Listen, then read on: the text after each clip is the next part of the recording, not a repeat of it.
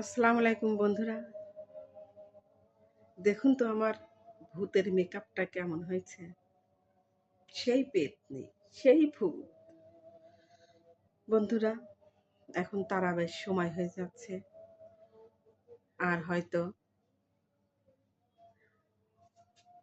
রান্নাবান্নার ভিডিও করা হবে। তাছাড়া এখন রমজান মাস, ভিডিও করা সম্ভব হবে না। কাজের মাঝে ব্যস্ত থাকবো। রান্নাবান্না, ইফতারি এগুলাই ভিডিও ছাড়বো। আর এই মাসটা ভুল করেও আপনারা রোজা ছাড়বেন না। রোজা রাখবেন, ৫ ওয়াক্ত নামাজ পড়বেন, তারাবি পড়বেন, তারাবি বাদ দেবেন না। শয়তান তো এখন বাধা, কি আর বলবো।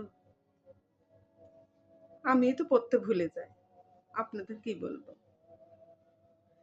কিন্তু ভুল হলে চলবে না, আমাকেও পড়তে হবে, আপনাদেরকেও পড়তে হবে।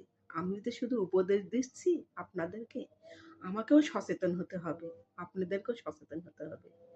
আসুন, এই রমজান মাসে আমরা আল্লাহর ধ্যানে মগ্ন হয়ে যাই। বন্ধুরা, আমরা হয়তো দুনিয়ার মাঝে ডুবে আছি যে আমরা কেমন করে চলবো, কেমন করে পথ চলবো, ভালো খাবো, ভালো পরবো। কিন্তু দুনিয়া একটা মায়ার জাল, এটা কিচ্ছু না, সবই মিথ্যা। এটা সবই মিথ্যা। আজ মরে গেলে কাল ২ দিন, জানে।